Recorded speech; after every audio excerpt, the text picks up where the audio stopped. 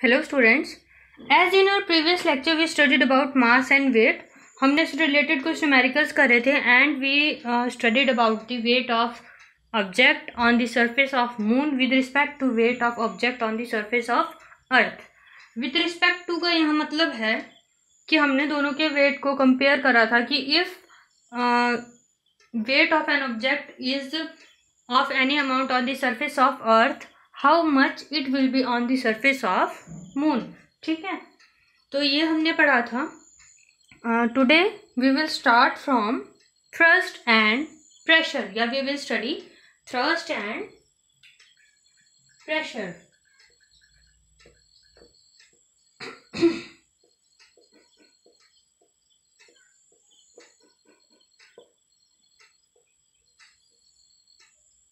These both are force acting on the surface.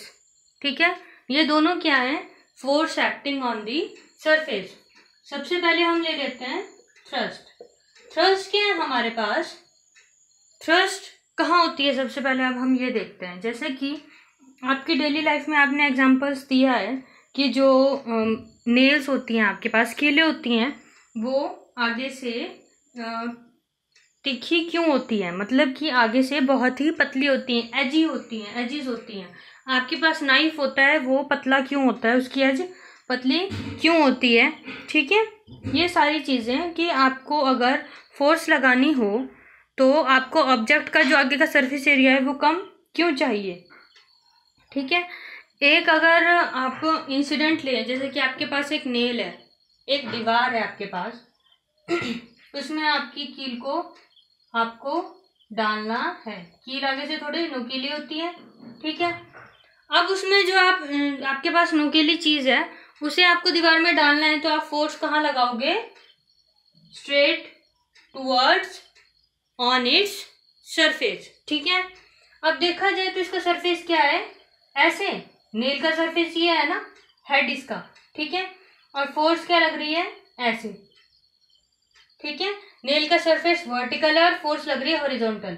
दोनों में क्या एंगल है? दोनों की सरफेसेस पे, दोनों एक्सिस पे के बीच में क्या एंगल है आपके पास? यहाँ पे 90 डिग्री. 90 डिग्री का क्या मतलब है? जो यहाँ पे फोर्स लग रही है वो सरफेस की क्या है? परपेंडिकुलर. ठीक है, तो थ्रस्ट क्या है आपके पास? यहाँ पे force acting on an object perpendicular to its surface.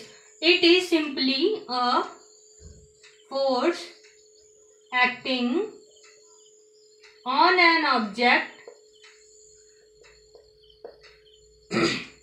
perpendicular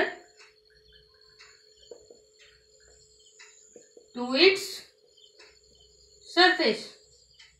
ठीक है, कोई भी फोर्स जो आपके ऑब्जेक्ट के सरफेस के परपेंडिकुलर है उसे आप क्या कहोगे? थ्रस्ट. ठीक है, नॉर्मल फोर्स क्या होती है आपके पास? जो कि किसी भी ऑब्जेक्ट की बॉडी या किसी भी बॉडी को मूव करने के लिए यूज होती है. ठीक है, उसमें कोई भी आपकी डायरेक्शन की टर्म नहीं होती. इसमें एक पर्टिकुलर चीज क्या है? Perpendicular to the surface. ठीक है, वो फोर्स सरफेस के परपेंडिकुलर होनी चाहिए. मतलब अगर आपकी नेल, आपके पास जो कील है वो ऐसी है तो आपको इसे वॉल पे गाड़ने के लिए आप ऊपर से हथौड़ा नहीं मारोगे. ठीक है, आप हथौड़ा कहाँ मारोगे? परपेंडिकुलर टू इट्स सरफेस, तभी ये अंदर जाएगी. तो that force acting perpendicular to its surface is called here thrust. Next है आपके पास प्रेशर. अब प्रेशर क्या है यहाँ पे? देखो, प्रेशर है आपके पास. कंसिडर कर लेते हैं कि आपके पास रेत है, कहीं आपके आसपास सराउंडिंग में रेत पड़ा हुआ है. ठीक है, अगर आप वहां पे उस रेत में अपना हाथ डालो, या आप किसी बकेट में सैंड ले लो, काफ़ी सारी रेत ले लो और उसमें अपना हाथ डालो, तो वो घुस जाएगा आसानी से. ठीक है, बट अगर आप कंपैरेटिवली उसी रेत पे अपना बकेट में तो आप लेट नहीं पाओगे, या फिर आप हाथ फैला के डालोगे, आप उस हाथ को फैला के डालो तो वो नहीं जाएगा रेत के अंदर. देखो क्या केसेस है यहाँ पे दो. फर्स्ट ऑफ ऑल आपने अपने हाथ को बंद किया, मुट्ठी बंद करी और आपने उसको रेत में डालने की कोशिश करी, अंदर डुबाने की कोशिश करी रेत के, ठीक है। वो अंदर इजीली चला गया, मुट्ठी है जो क्लोज्ड हैंड। जैसे ही आपने इस हैंड को खोला, आप उससे रेत के अंदर डालने की कोशिश करते हो तो वो जाएगा, धीरे धीरे जाएगा, ठीक है, उतनी जल्दी वो नहीं जाएगा। या फिर इसकी एक सिंपल सी एप्लीकेशन है प्रेशर की, जो आपके शिप्स होते हैं, ठीक है। देखो इतने बड़े लार्ज मैसिव शिप्स होते हैं, वो डूबते नहीं है, पर अगर आप एक कील लोगे वो क्या पानी में डूब जाएगी। क्यों?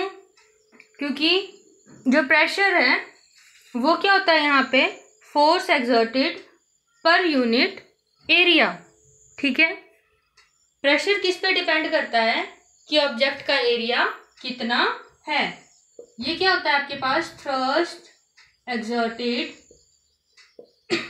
पर यूनिट एरिया। मतलब कि जो आपके पास प्रेशर है वो क्लियरली एरिया पे डिपेंड करता है, ठीक है। अगर आप एक और एग्जांपल ले लेते हैं आपके पास, ठीक है।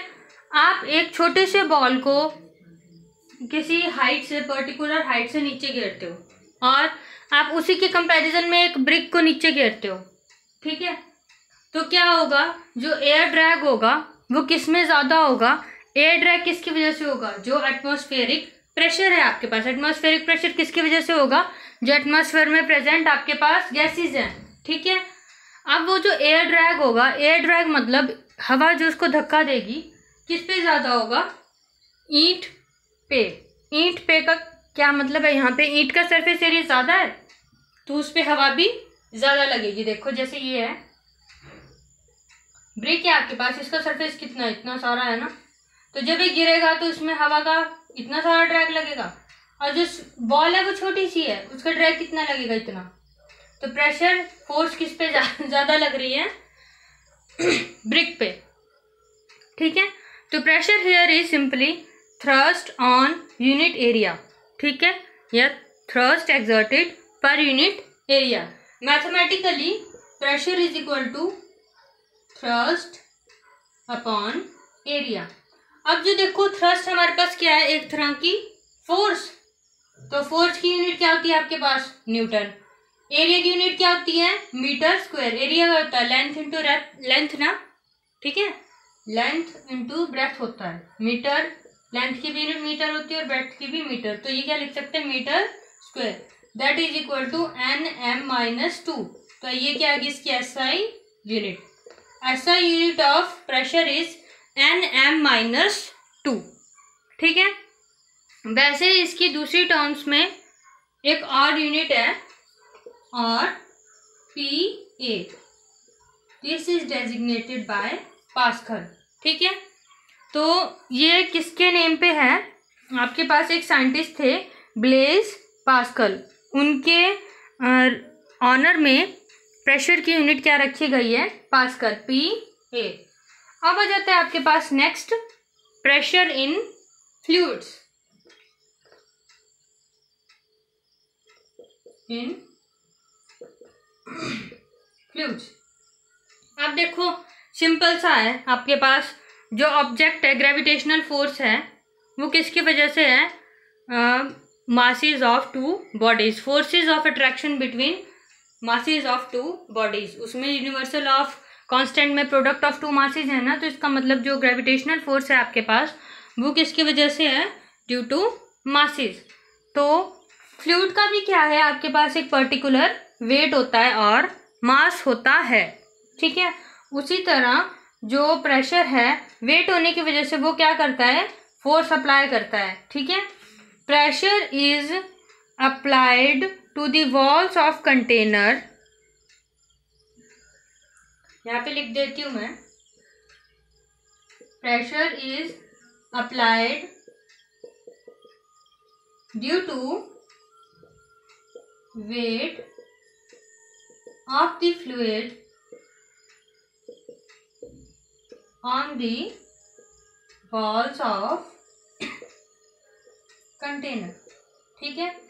यहाँ पे सिर्फ प्रेशर इन फ्लूइड्स टॉपिक में सिंपल सा कंसेप्ट है हमारे पास कि जो वाटर है वो भी क्या प्रेशर अप्लाई करता है, क्यों? अपनी बॉडी के वेट की वजह से। कैसे? आपके पास वेट क्या था? Equals to mg। वेट भी आपके पास एक तरह की फोर्स है ना, फोर्स ड्यू टू ग्रेविटी है ना वेट। तो प्रेशर भी क्या है आपका? एक फोर्स अप्लाई करता है। ठीक है। अब जो प्रेशर है फ्लूइड का, उसे एक टर्म दी गई है बायंसी। बायंसी क्या होती है आपके पास? The upward force exerted by water on various objects, जिसकी वजह से चीजें उसके सरफेस पे तैरती हैं, डूबती नहीं। ठीक है। क्या? जिसकी वजह से ऑब्जेक्ट्स, ये कौन सी फोर्स है जिसकी वजह से ऑब्जेक्ट्स वाटर के सरफेस पे तैरते हैं, डूबते नहीं। तो वो किस लिए नहीं डूबते? क्योंकि जो वाटर है उस पे एक अपवर्ड फोर्स लगा रहा होता है। अपवर्ड फोर्स मतलब ये सरफेस का वाटर है, तो एक वाटर के सरफेस पे नीचे की तरफ से, पानी के अंदर की तरफ से एक फोर्स लग रही होती है, जिसकी वजह से जो ऑब्जेक्ट्स हैं उसके ऊपर तैरते रहते हैं, नीचे डूबते नहीं है। तो बायंसी क्या है आपके पास? The upward force exerted by water on various objects। ठीक है। This is called buoyancy. इसे बायंट फोर्स भी बोलते हैं। क्या बोलते हैं इसे? Buoyant force. ये किस पे डिपेंड करता है? Density of fluids. Buoyant force, it depends upon density of fluids। अब देखो ये डेंसिटी पे कैसे डिपेंड करता है। अगर वाटर की, मान लीजिए आपके पास डेंसिटी ऑफ ऑब्जेक्ट है, ठीक है, if we have density of any object, और दूसरी तरफ है आपके पास density of water, density of object और डेंसिटी ऑफ वाटर। तो ऑब्जेक्ट की डेंसिटी अगर वाटर की डेंसिटी से कम ले लेते हैं, पहले तो कम है, तो वो क्या करेगा? Float. The object will float on the surface of water. अगर जो ऑब्जेक्ट की डेंसिटी है वो वाटर की डेंसिटी से ज्यादा है, तो ऑब्जेक्ट विल सिंक, मतलब ऑब्जेक्ट पानी के अंदर डूब जाएगा। यही कारण है जो आपके पास नेल होती है, कील होती है, उसकी डेंसिटी क्या होती है? वाटर से ज्यादा। और जो शिप्स हैं उसकी डेंसिटी क्या होती है? वाटर से कम। कैसे कम होती है? क्योंकि ओशन बहुत बड़ा है, उसमें बहुत सारा फ्लूइड है, तो उसकी डेंसिटी क्या होगी? कम। ठीक है। तो ये था आपके पास आज thrust, pressure, pressure in fluids, buoyancy और बायंट फोर्स। ठीक है। अब इस टॉपिक के बाद आपके पास इंटेक्स्ट क्वेश्चन दिए हैं। Why it is difficult to hold a school bag having a strap made of a thin and strong wire. क्या बोला है यहाँ पे कि जो थिन और स्ट्रॉन्ग वायर से बना हुआ स्कूल बैग का स्ट्रैप है वो डिफिकल्ट क्यों है होल्ड करना। या फिर यहाँ पे क्या बोला गया है कि आपके पास एक स्कूल बैग है जिसका स्ट्रैप है, स्ट्रैप मतलब जिससे आप उठाते हो वो तनी, उस स्ट्रैप को अगर एक पतली वायर से बनाया जाए तो उसे उठाना डिफिकल्ट क्यों है? Why? Because of small surface area of thin and strong metal wire, a large amount of force will be exerted on the shoulder causing pain. इसके बाद आप लिख सकते हो thus it is difficult to hold a school bag having a strap made up of a thin and strong string। ठीक है। उसके बाद है आपके पास question number second, buoyancy.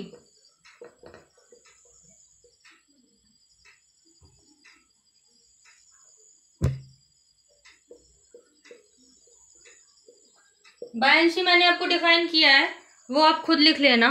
Next question है आपके पास, why does an object float और sink when placed on the surface of a water.